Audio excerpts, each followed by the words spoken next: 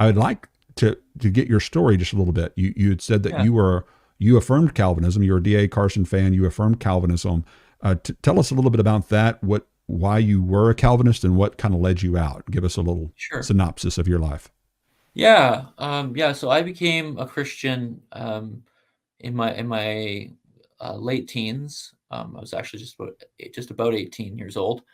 I had a pretty troubled life before that, not to get into all my details, but I was not a scholar, let's say that, and I didn't have any really good grades, like basically failing in high school, and had some serious addiction issues with certain substances and things like that. And so I very much met Jesus in that. And he saved me from that in a really powerful way. And so it really transformed my life when I was about 18 years old. And so after that, I really had a passion suddenly to understand what the Bible says. And I said, okay, I'm going to figure this out. This newfound reality has transformed me. And so I want to know and understand this faith and who this Jesus is, who I have apparently met. And so, after that kind of transformative, really big change in my life where I never went back to any of that, and it just never had the desire to, uh, yeah, I started studying the Bible. I decided to go to Bible college. And right around that time, reading my Bible, I had a friend as well, actually, one of the friends I met with yesterday morning. And he said to me, hey, read Romans 9. And he had become a Christian, actually, just maybe a year before or something like that. And we sat in his room in his house, and he read to me Romans 9. And he said, what do you do with that? And I'm like, oh, I hate what that says. Like what I think that says, like that sounds harsh, but I mean, if that's the reality of it, like then like God be praised and like we'll go with it. And so yeah, like I read it and I went, okay, Romans 9 must say that like this is God's choice and not mine, and I had no volition in this. It's not him who runs or wills, it's God. And who am I to answer back to God? And so, yeah, I really started listening to Reformed theologians at that point. I really loved John Piper. For many, many years, I listened to everything, read everything. I was very, very influenced by John Piper and discovered D.A. Carson in the process as well. And absolutely loved D.A. Carson, especially his scholarly way of doing things, because that's kind of the way that I am inclined is to really get into details.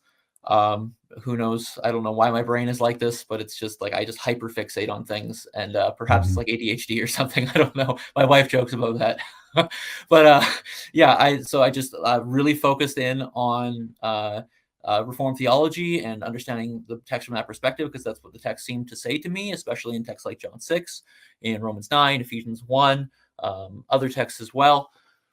And these people were the ones who were training me. So you take for granted that they know what they're talking about. And Yeah. I'm not saying they don't know what they're talking about necessarily, but in some regards, they have presuppositions and assumptions about the text that they've come to, and from those who taught them as well. And yeah, I learned from them for a very very long time. So for many years, I was in that camp. I don't know how many, over 10, let's say 10. Um, I've never stopped to do the math. I don't know. But yeah, so I continued. I did a lot of my education as a Calvinist, and then it was let's say 10 years later. I'm still a Calvinist, still committed to it. Teach it, preach it, tell people about it. If you ask me about it, I'll tell you why Calvinism is correct. Yeah, I know the big question's always like, what was the turning point? Like, when did the light come on? And I'll Was tell you there right now if something you want. something you were reading? What happened? Yeah, yeah. So this is it. I'll tell you it. I was sitting in the room above me right now. In the morning, it was a living room at that point. Now it's our kids' room. But yeah, I was sitting there doing a daily morning devotional from Greek, because this is what I'm a very hyperfixated person, so I'm always reading Greek. And I was at that Romans 9 in my devotional. And so no one, so just to be clear, no one was telling me anything otherwise. This is just a devotion, a morning devotion. I picked it Oh, up. come on! You Started, were watching my video, weren't you? sorry, buddy. I had never heard of you. You read my book. You were reading Never my heard of book. you. I'm sorry. Yeah. And I get to Romans 9. I'm reading Romans 9, and I get through it in Greek once, and I just stop. And I go, wait a second. Wait, what? and I go back and I read it again. And I go back and I read it again. And I go back and I read it again. Now I start taking the Old Testament citations and I go back to the Old Testament and I start reading them. Oh, And I just just jumping keep, around all over the Bible, aren't you? Just jumping well, around. whoa. I'm going to where Paul cites in Romans 9. I go You back don't to know the his, history. You don't know the history of the accusations, because that's what I did in my oh, debate. Is I cite the Old Testament passages, and he accused me of just jumping around all over the Bible. well, that's what But Paul anyway, cites. So, exactly. That's my point. yeah, It's Paul's citations. You have to yeah. look at Paul's citations. Okay, go ahead. Sorry, And yeah, I and should have so interrupted you. Go ahead. no, it's fine. And yeah, I'm reading and I just start going back and I read those full passages, full like chapters like of context, what is going on in this chapter, in these chapters in Genesis, Malachi, and I mean Hosea comes a bit later. You've got Exodus. Yeah, so all of these different passages. And I kid you not, probably 3.5 hours later, of just sitting and reading and going back and forth and back and forth, I just sat and I went, I can't believe it. I think I'm wrong. I don't think this actually says what I thought it said. I think this is talking about Israel. I think this is talking about God does not choose things on the basis of biology, and he can define Israel in any way he wants to define Israel. And that's his choice and his prerogative. And it's a Jew who is arguing against him, going, why does he still find fault? Who can resist his will? Well, it's like if you're a first century Jew and suddenly God says, oh, by the way, everything is defined in Christ now. It's like, you changed the rules on me, buddy. Well, I can't resist that. How am I supposed? What am I supposed to do about that? And it's like you could see that the interlocutor, the person that's being argued with, is an unbelieving Jew who's relying on biology, relying Joel, on did you and I ethnicity. talk about this before? Did we No, plan that we were going to talk about this? no, So if Joel doesn't listen to this, okay, my broadcast for the no. most part, I mean, he doesn't even know who I am. Just note that, because anybody who listens to this broadcast, all of you listeners, you've heard me say almost exact verbatim what you just heard from Joel, who came from just reading the original languages himself. Okay. I love hearing people who are smart come to the same conclusion that I had come to long ago, but didn't come through me.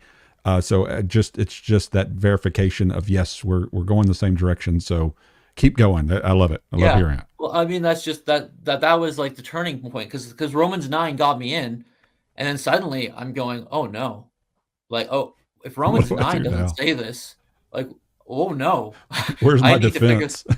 Yeah, Yeah. what do I do? That's my entire apologetic for this entire worldview. And it's Yeah, and gone. so Yeah.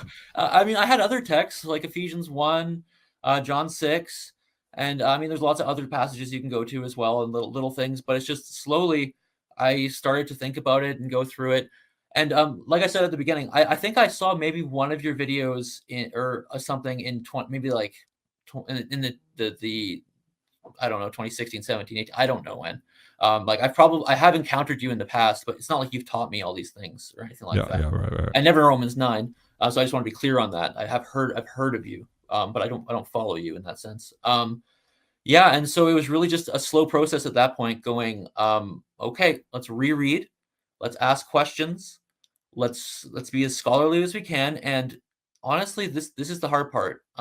This is not, they're both hard parts. One hard part is reinterpreting the text and getting out of your presuppositions about what the text says. What could it say otherwise? That's a hard thing to do. The other hard thing to do is socially. All my friends were Calvinists. My mentor was a Calvinist. I had doubled down in Calvinistic theology for 10 plus years. Yeah. And now if I'm going to come out and say, I don't think that's right, like that's an ego hit. That is a really humbling experience. Yes. That brought me to the dust to go, oh my, I have misrepresented God and the Bible, and it was so utterly certain that I had it right. I need to you basically just need to kind of sit in silence for a while. You need to just kind of realize that you can be wrong and sincerely wrong. Yeah, and so it was a process. I eventually told my friends. It was a okay, yeah, this whole coming out thing of I'm not a Calvinist anymore, and Weren't you kind of uh, dreading? Were you kind of dreading that, because you, at least for me, if it was, see if it's the same for you, I remember how I used to think about non-Calvinists as being not all that scholarly or bright, and I yeah, was just dreading how my friends were going to start viewing me. Did you have that same kind of feeling? totally, yeah. Or they think I'm some liberal now. Like, oh yeah, okay, Joel, liberal Joel, he's not actually believing the Bible. Like liberal Joel, he's gone off, and like yeah, it's like there's He's so not many he social doesn't, ramifications. yeah. Yeah, He's and not an so anarchist. yeah, it's just like it's just that he's abandoning the Bible and he's just making stuff up or whatever, or just doing Right, something right. that's it's quote unquote easy or who knows. Yeah, and I mean that's just kind of the short story of me coming out, and so it's been a while now, and yeah, I honestly I can say from the other side. Before I say this, I will emphasize I came out of Calvinism because of the text. I am a text person. Mhm. What does the text say? And how do you know that? Can you be wrong? Is it possible you're wrong? And it's a hard process to come to terms with being wrong. So Yeah. it's a text thing. But I have come to realize, having come out of Calvinism, that um, it was really not the best for. I found that psychologically, it really does do a toll on you. Like the idea of like divine determinism, and people not being saved because God is not allowing them to be saved, and these kinds of things. It whether you know it or not, it does affect you mentally. And so I found myself in a much greater state of peace and a much greater state Yes. of happiness and in love of God. Like I really can say I love God. I love the Bible. Like I really enjoy what I do, and I'm constantly just surprised by what I find and Yeah. new things that I find and old things that become wonderful again. And yeah, it's a much better place. And I think there are probably like psychological things that we could talk about, which we don't need to right now. And other people have probably Yeah, done them yeah. much better than I could. But I do think that it can not always, but can create um, some negative psychological associations.